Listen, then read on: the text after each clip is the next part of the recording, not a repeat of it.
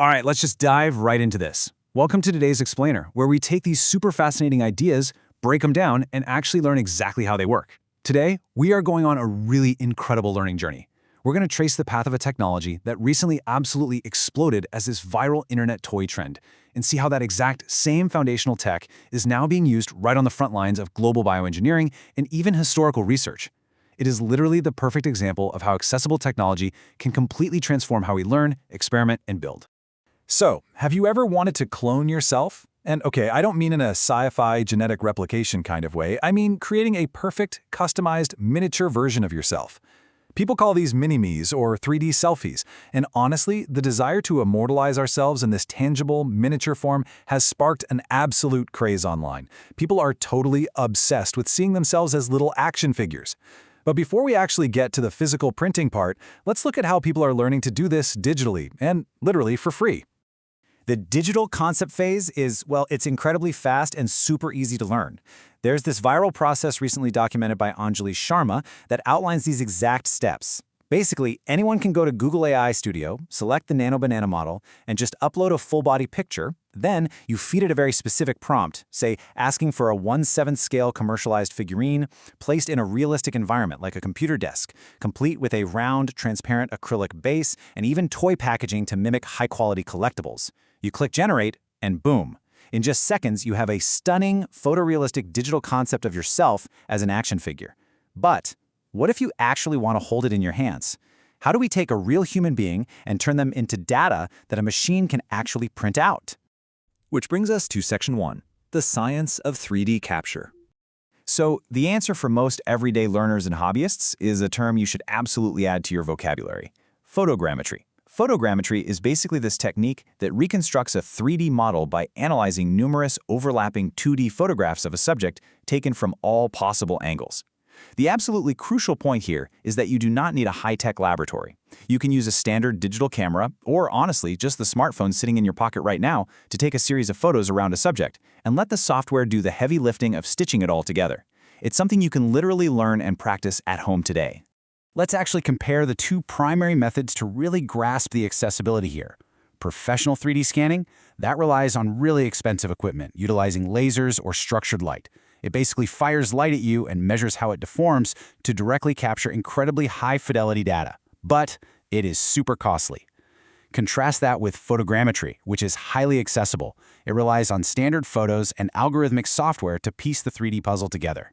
It entirely democratizes the capability to capture the real world in 3D, opening up these massive learning and creation opportunities for anyone willing to sit down and learn the software. All right, Section 2, bringing models to life.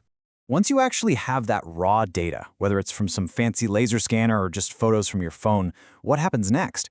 Well, we have to bring the models to life in the digital preparation phase. There are vital steps taken by companies like Fugro or Aniwa to prepare a model. First up is model cleanup. Raw scans have holes and imperfections, right? So 3D artists have to clean these up to ensure what is called manifold geometry, which is just a fancy way of saying a continuous, watertight mesh. If your digital mesh has a leak, the printer simply won't understand it. Next, you can learn to make positional and apparel adjustments, putting your avatar in dynamic poses or giving them custom outfits. And finally, there is scale and detail optimization, usually sizing these figurines from about 8 centimeters up to 22 centimeters tall.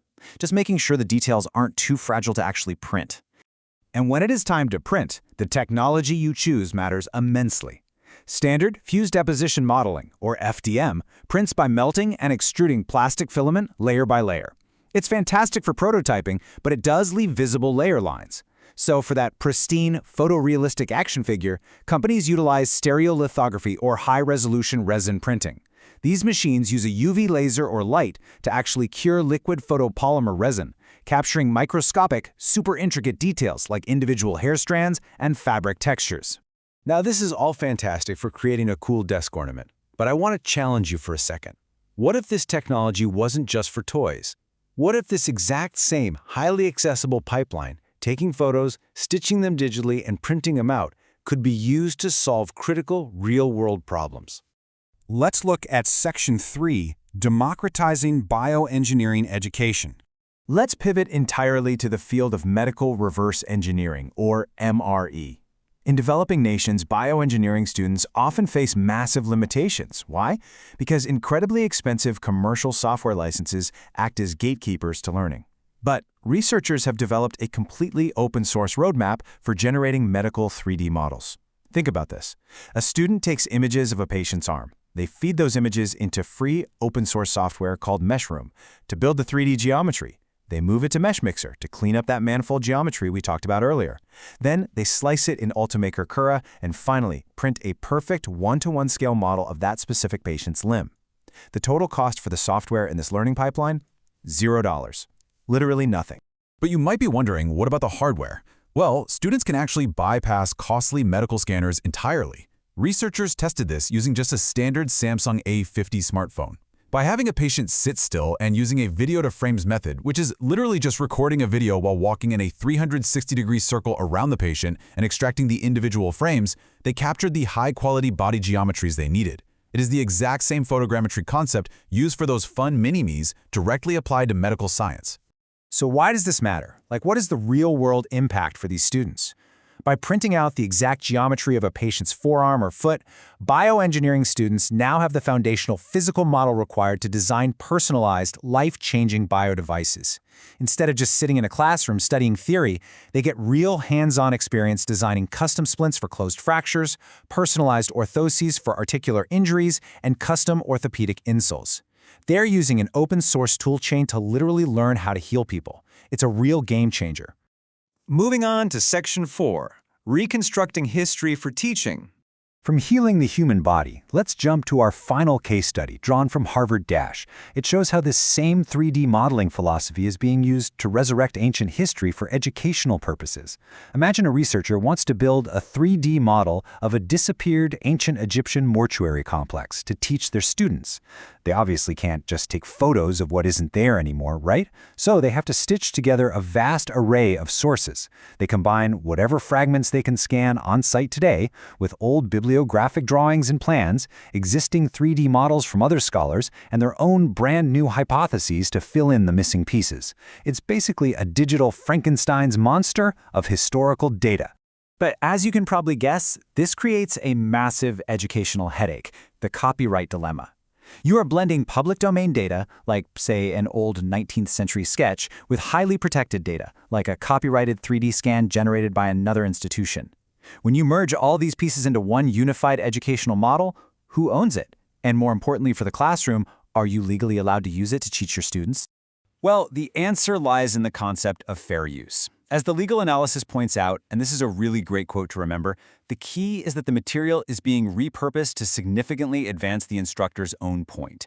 Because the instructor isn't just copying a model to steal it, but rather transforming multiple fragmented pieces into a brand new reconstruction for students to analyze, critique, and actively learn from, it is generally protected. This legal framework is absolutely crucial, because it's what allows 3D historical reconstructions to thrive in a learning environment. Section 5. The Future of 3D. Let's just take a step back and look at the incredible learning journey we've taken in this explainer. We started with the sheer, viral fun of typing a prompt to generate a 3D action figure concept. We learned the actual science of photogrammetry, and then we saw how that very same accessible, photo-based 3D capture is empowering students in developing nations to get hands-on experience designing customized medical orthoses. And finally, how it's allowing historians to digitally rebuild lost ancient worlds from a mosaic of copyrighted data. Which leaves us with this final thought. The tools to capture the real world and bring it into the digital space, and vice versa, are no longer locked away behind million-dollar laboratory doors. They are sitting right there in your pocket and freely available on the internet. So, how will democratized 3D capture change what you choose to learn or build tomorrow? The barrier to entry is completely gone. It is time to start creating. Thanks so much for joining me on this explainer, and as always, keep learning.